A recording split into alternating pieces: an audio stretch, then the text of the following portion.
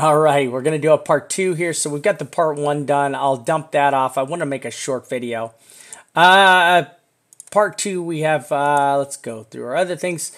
Tether, and we went over the ADX. I want to go over the shorts to longs. So the shorts to longs thing, before we move on, I want to talk about shorts to longs really quick. So one of the important things on the shorts to longs is that here's what I'm looking at. I'm looking at this longs in this oversold region, right?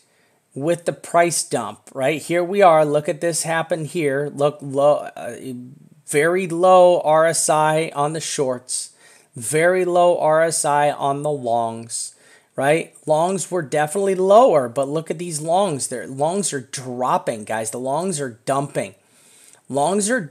Shorts are dumping. Longs are kind of kicking up a little bit, right? So we have this, look at this, you see, look at this happening. This is playing out, right? Now, there's a lot of instability right here. Now, if you look back in history to what happened last time, you just line up this yellow line and you see now you had this big RSI hump up here, came down, scooped up, and dumped, right? RSI was high, came down, scooped up, and this thing could dump on you, right? And you remember, I always tell everybody, be careful of the middle. Don't worry about the top. Don't worry about the bottom. Be afraid in the middle, right? And this is where you guys should be afraid of the big dumps. The big dumps come from the middle, right? They do. Look at this line. See this? See this right here? Right? Look at where this baby is. That big dump happened right here. Kind of this happened right there. That's where it is. This big dump happened here. Right, came down, and like you got the second dump right on this line where this fell out of. So you need to be afraid of the center. Don't be afraid of up high. Don't be afraid of up low. The core is always where the danger is, and that's longs and or shorts. Okay, so now your longs have ticked up drastically. Your long RSI is picking up. Your RSI and your shorts is down in the dirt now. The same thing is going to apply. When the RSI gets way down here, on the shorts, look at this big dumps you've had. Big dump, right? You had a lot of these big dumps when this RSI gets way down here. Look at the RSI here. Got all the way down here and then dump. Right? So you got to be careful. Same thing, RSI here. Right? Look at these low RSIs and these solid dumps. Right? All these dumps right here. So we got to be very wary that you got to watch both sides of the tail, both sides of the story, okay? It's not the longs that are wagging the dog. It's not the shorts that are wagging the dog. It's the RSIs of the longs and shorts that are wagging the dog, right? It's not the tail. This is what's in charge right here. You got to watch these longs to shorts, and these longs to shorts are telling a story right now. And they're telling a story that your asses need to be very, very, very careful, because this thing can go, I'm telling you, people think, oh, there's so many shorts. There's so many shorts. There's no way it can go down, right? There's no way it can go down, right? I'm going to put that up there. All right, so we're going to go to XRP. Now, here's my XRP call. I put this on my my Twitter. I just want to kind of go over that. So my XRP call, give myself a little baby pat on the back. I did make 2 really good calls lately. Wow. I've made a bunch of good calls lately. I don't know what I'm talking about. But so XRP call. Let's go take a look. So here was my XRP call long time ago. And let's go find this. Oh, come on. Get back down there. And boom. There's my XRP call right there. You see how long ago that was, right? The 11th. Okay. And then I had this dropping. It says Vamp is looking for a bounce. There it is. It says Vamp's looking for a bounce, right? I said Vamp's looking for a bounce. This is my updated chart right here. So this is my updated chart. And then this tells exactly, look, see the same stuff here, the same stuff here. So what I said was, I said add shorts under the 786. There's the 786 at 366, right? This is exactly what I said. Add shorts under here, looking for a bounce, right? So, boom, look at that. And there was my top. Look, I called the top absolutely perfect. There it is. There's my line to the top. I was kind of cheating. I was shooting for the 200 MA. You know, the 200 and a bunch of fibs. I got the 382 and the 50. It was kind of a gimme. I mean, you know, it was easy. It was an easy call. All right, let's move on. Enough bad packing on that one. Let's move on to RSIs. Nothing. Same old, same old. We already went over all this stuff with Bitcoin. Ooh. Super, super important. Super, super important. Almost forgot this. Man, I'd almost forget this one. Okay. Now, this is very interesting, right? So I want you guys to take a look at this. Look at this candle right here on the monthly, right? You see this candle right here on the monthly? I will do RVN. I'm going to do RVN. So see this candle right here on the monthly right here? Right? I was looking at this, I'd be like, man, that's a really bullish looking candle. Right? That look bullish to you guys? Very bullish candle. Right? I'd say, oh man, this thing's going to pow. Yeah, snap up on this, right? And then I went digging. I'm like, inverted hammer candle. Whoa! What? Another inverted hammer candle that fell out? Right? So take a look at this. Here you had one inverted hammer candle, two inverted hammer candles, and they both broke bearish. Right? Both of these candles broke very bearish. Right? And look, there's another one right there. Now this one wouldn't have been an inverted hammer. That would have been a beautiful short candle. I would have shorted the living bejesus out of that one. But I tell you what, this candle right here, I would have got in trouble. I would have definitely got in trouble with this candle because I would have definitely called a long on this and gotten wrecked. Right? I would have seen this candle right here or this one right here. Oh my God. I would have seen this candle right here and I would have been like, we're going to bounce for sure. And it would have started to take off and my ass would have got just probably trapped, like just beaten in this one. Right? I would have got beaten in this candle. You know, the same thing here. You know, this looks like a very bullish. Now you did get a bullish. This did bullish continue after this monthly candle. I would have been okay. Now you go long. You would have been safe, and then you would have got the hanging man candle, and you would have shorted the living bejesus out of this all the way to the ground. But you know, this would have been a very tough little play, especially this one right here. All right. So you know, as I look at that, and I got to kind of drag us back up to where we are today. Right? I mean, you know, you got to look at this. And this is kind of putting in an inverted hammer candle, right? And if this does fall all the way down to 6,200, which I think is kind of where we're headed, honestly. I really think we're headed to 6,200. You know, and this is kind of looks like a rising wedge to me here still. I still see this as a rising wedge. You know, and if this goes all the way down here, makes an inverted hammer candle, man, it's going to be a really tough trade, right? This is going to be a really tough trade to play right here. Watching this monthly that doesn't close out that much longer. I mean, guys, we don't have that much left in this candle, right? Now, if this thing does pump up, when does this thing turn into a green candle, right? I don't even know when this thing would turn into a green candle, but you know, what could this give us? You know, this could come all the way up here. You know, would this give us another spinning top candle? You know, we got a spinning top candle here. This is a beautiful reversal candle. I like it, and it did reverse. Look, it worked. So that's a beautiful candle that played out there. Okay, it's a beautiful candle that played out there. Now, one of the things is I want you guys to just be aware of is you got to remember these. You know, you got two very looking similar structures. You had this big, you know, hanging man candle here, hanging man candle there. And then you had, you know, you're getting that inverted candle. You know, now there's a month between these two. But there's a very similar thing that's kind of playing out here. We got to watch out for this, okay? Let's just be careful watching out for this scenario as this plays out here. Okay, so I just wanted to show that. Nothing. Same old, same old.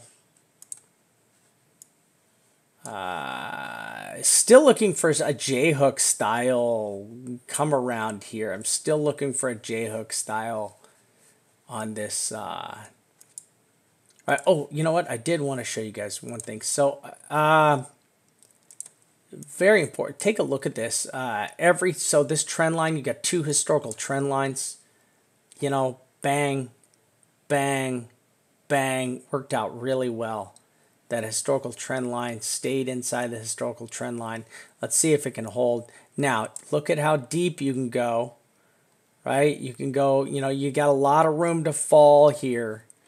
You know, you're in the middle. Remember I said, don't be afraid up top. Don't be afraid on the bottom. You want to be afraid in the middle. Now, you do got a long way to go up top, right? You got a long way to go. And this is where I'd be looking to place my longs right here. Safer long trades, already marked, already ready. The members will be ready. If we come back up here, we'll be ready to place our longs because we've got the bubble charts to tell us exactly what to do. I got nothing. Got nothing. We're going on to we're on a 5, looking for a 6 tomorrow. You guys know how I like my 6s. So we'll be looking for a 6 tomorrow, or actually the next 12-hour candle. So the next 12-hour candle, I will be looking for a red 6. If I see a green 6, I'll be looking for a 6 candle next. It'll be a red 6. We'll see what we get out of here. It's just been back and forth and back and forth. Doggy, chilling in my target area, just chilling. I haven't made any more targets for Doggy. TRX looking to come down. So yesterday, our TRX target was to come down and touch the wedge. We made that call yesterday. And I do have a new members thing for alt calls. And we'll start using TRX in there. All right, so I'll start the TRX. All right, our Raven call. So let's take a look at our Raven yesterday. Guys, I showed you my Raven call. I showed you I'm in at like 350 or something. 305. I'm in at 305. So I'm in way down here. Where am I at? Right about here somewhere. I think I bought right over in here. Right, so expected this dropout. I mean, pretty casual, pretty calm. You know, I expected this, came down. Look at this, playing right down in the 382, right in. I expected to play in this consolidation area for a second. Let's see if this can hold. I'd like to see this hold. Now, I will be setting a stop loss down here in like the 500, 518 area. If it does break the 618, I'll hop out. I'm not worried about it. I have like 100,000 shares of Raven. I would like to see this make one more push back up. I think this has got one more push left in it, and I'd like to see it go up one more time. I should have sold out. I almost sold out up here at the top. I almost did. It was just kind of pegged out up there. I almost sold. I said, you know what, I'm just going to hold the position. I can't even tell you how high I'm up in. I'm 3 times whatever I was. So I'm sitting pretty good. Litecoin is right here. So Litecoin, Litecoin's being held down. You've got all your moving averages. You're still inside the big trend line right here. So, you know, Litecoin's got to break out. I still have this as a 1, 2, 3, 4, 5. Still looking for this to fall out here. Still looking for a test down a little bit lower. Same thing with Ethereum. Ethereum is trapped inside of this wedge here. So I'm just watching Ethereum trapped inside the wedge. I'm watching this ADX cross right here. Right, I'm just watching the ADX cross. We crossed bearish for a second. We're just running parallel. It's just looking to break either way. So pretty easy. I call it Tesla. Ooh. All right, so I had that. This is my target. I had 2 trend lines right here. Tesla came down, bounced off of historic support. Beautiful historic support bounce right in here. Look at that. All this in here. That right there. Right there. Beautiful. Lots of historic support right in here. We're going to scoot that up. And gorgeous bounce for Tesla right off this little support area. Gorgeous. Just running back up. Very nice. Like, I don't expect Tesla. I'm looking this as still as a dead cat bounce. Okay, so I'm still looking at this as a dead cat bounce. Let's go to the Dow Jones. So everybody, I made a video about 2 weeks ago, and it's actually kind of funny to see people now who are right. It's like here's the video. I made that video 2 weeks ago. It's for the members. Now, this is a members only video and explains all the U.S. economy. And you can see where I was. I was like right here at the very tippy toppy. I said nothing has changed. I said we need and will see a possible 15% correction, right? Now, I still think we're going to get up to a 15% correction here. Now, I know, listen, the economy is doing pretty good right now, right? But this is the end of the year, and I feel like a bunch of the stuff that's going on right now is, listen, it's tax time. People are taking their, it's, the end of the year. You got to take your profits. You got to get ready for the tax season. There's a lot. People have made a ton of money. This is the time. You pull it out right. You got to buy Christmas presents. You have the end of your tax year. There's a lot of good reasons why people pull money out of the market at the end of the year. And this is just a great opportune time. You get this second top to the market right here. It was too easy to call. And it's so funny. People are like, oh my God, like 2 weeks later, I see posts about people calling for the drop of the stock market. It's like, all right, bandwagoner, where were you 2 weeks ago when everybody and their mother was saying we were going to record new highs, right? I was like, we're done. So I am still expecting to have, now we still got a long time. We got November and December to play out. But I am still expecting, I would like to see us get back down here into the support range, right? So I'm going to mark on my chart, okay? So I would like to see us get down here first. Let's get down here and test this support area, right? This is where I want to get to. I want to come down here. I want to test this support area. And then we'll have a talk, right? I'm going to scoot this down. Oh, come on. Don't be like this. Oh, you seriously are going to be like this? Come on. There we go. All right. So I still would like to see this come down and test this support area, right? Now we can bounce around and blah, blah, blah, right? But I want to see this as be my target one, right? This is my target one. Now, is this 15%? No, but God, let's do 15%. I just kind of wish pulling it off my hip there.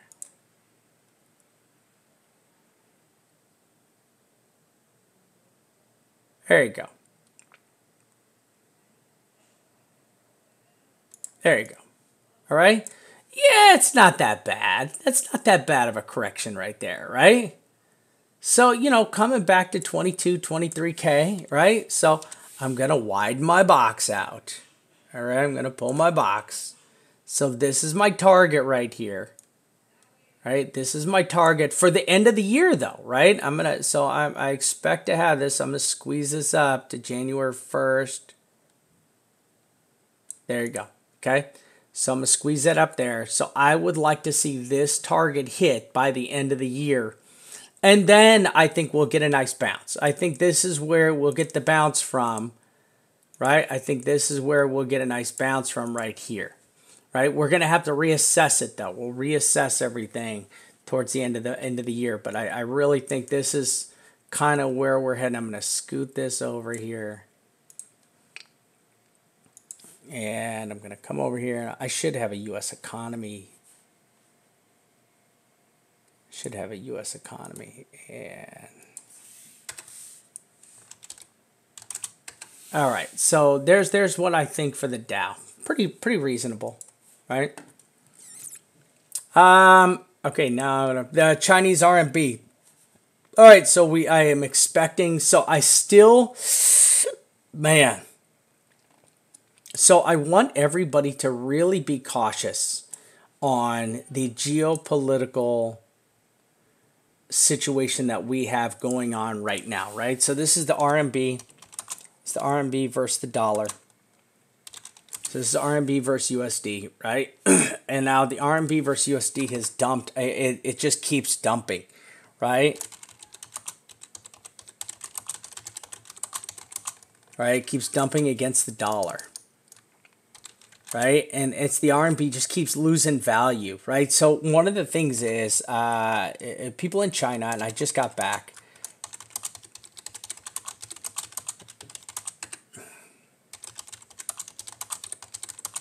USD. Now let me be very specific, right? People in China are looking for a place to hide their USD, okay? Their USD, not their RMB, right?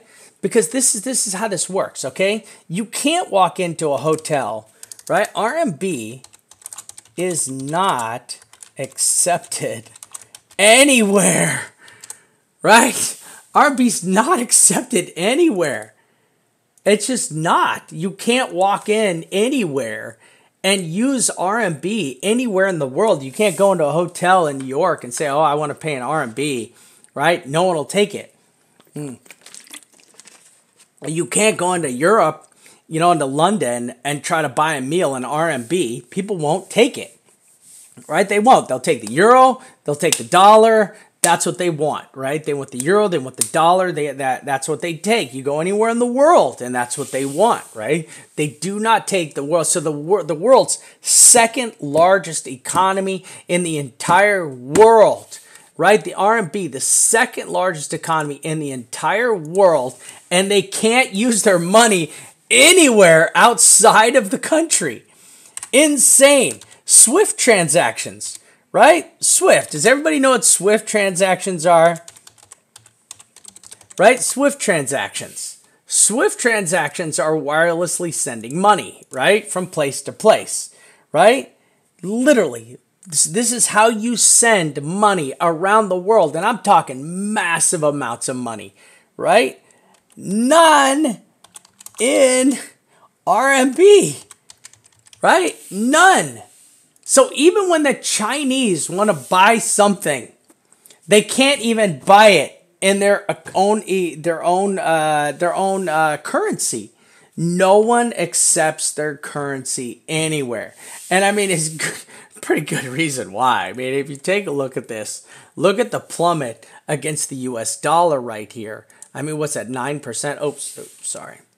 I mean, we're 9% down, right? Let's take a look here. 10%, right? So we're 10% drop against the US dollar right now. And the US government is doing its damnedest to keep the price of the dollar down so that goods can flow easier out of America into, around the world. They're trying to keep the US dollar valuation super, super low, right? So the Chinese government is right now running a $400 billion it's US dollar deficit, right? So right now they've got a $400 billion deficit they're running right now in China, okay? The problem in China is that right now that the private companies are looking for government bailouts. But this is how it works. They sell the controlling interest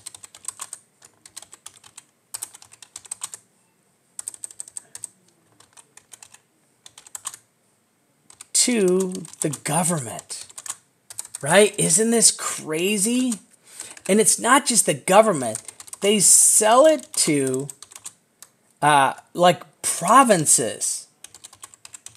And government banks, right? Now, here's the issue with this, right? Here's the problem. The problem with this is that the banks all they're all indebted to the central government, right? The central government is basically turning off the taps, right? They're turning off the tap. This is the issue.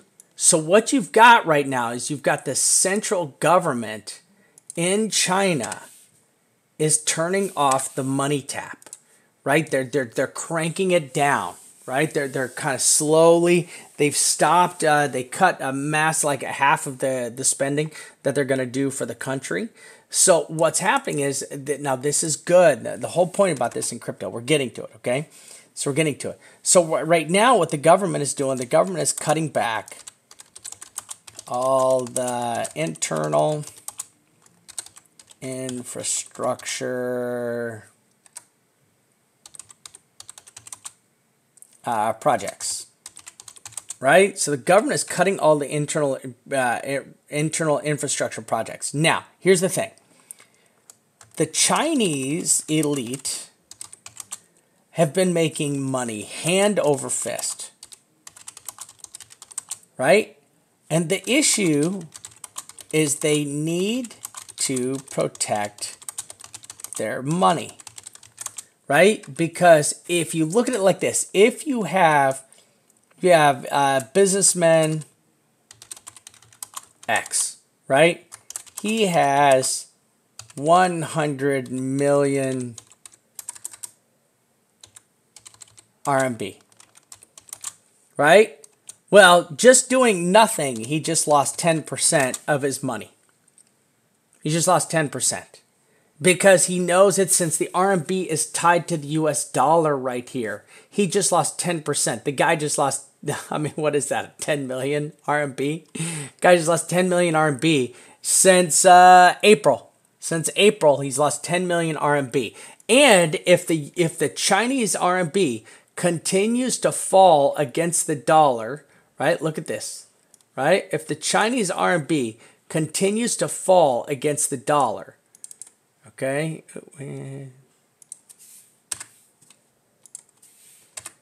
Right? The RMB could fall up to 20% against the USD. Right? So this is the issue. These guys have got to find a way to protect their money, right? Because they've been making money hand over fist. So now a guy with 100 million RMB, his job right now, this is where crypto comes in. So if this guy can get onto a legit, in let's say Korea, or even like let's say he gets on a Korean or Japanese, a Korean exchange, he can hide, you know, the guy can hide, I'd say 5 million USD in BTC, right? So this is what's happening. So these guys are trying to hide their money, right? So this is why crypto is illegal in China, because everyone is using it to pull money out of the economy, right? So this is what's going on right here. And this is one of the reasons now. It's the trade war that we're seeing. So listen, it's not just the trade war why China's in trouble, right? China's in a lot of trouble for their own reasons. I mean, they're in a ton of trouble on their own, you know, their own makings right now, right? But the issue is that, I mean, look at this, is falling while we're talking, right? So the issue is that what's happening is the government is trying to prop up these companies, and they're taking these companies and they're buying them out. Now, this is what the freaking U.S. government should have done when we had our bailout of the banks. We should have taken and owned, the U.S. government should have owned Wells Fargo, should have owned J.P. Morgan, should have owned all those guys when those guys screwed up in the economic crash, right? But this is not going to help. What's going to happen here is you're going to see more downside, right? I'm expecting to see more downside. The fourth quarter, you guys watch. The fourth quarter economic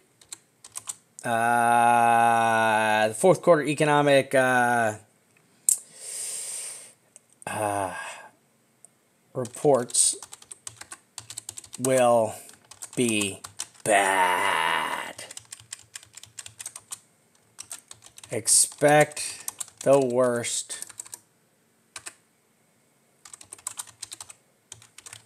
Right? Expect the worst. So what all of this stuff that's been happening in the third quarter, right, is not going to catch up to China until the, and this is where I expect this to plummet even further.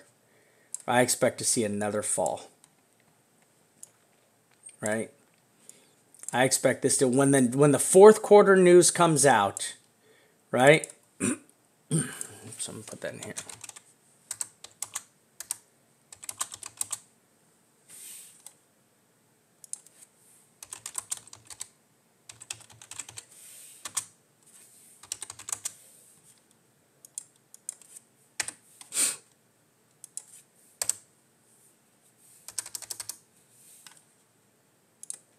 Okay, there we go.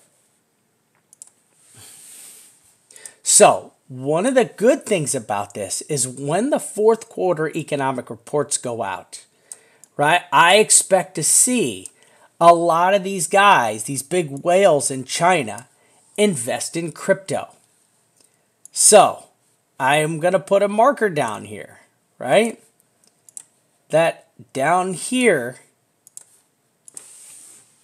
we can see we should see a pump crypto.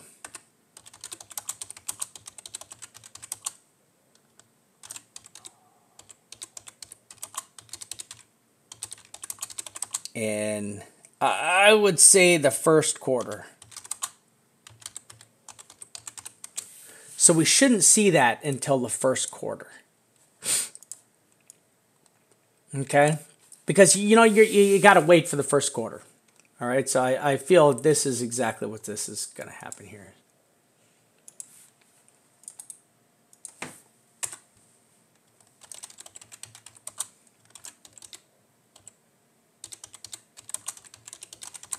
All right.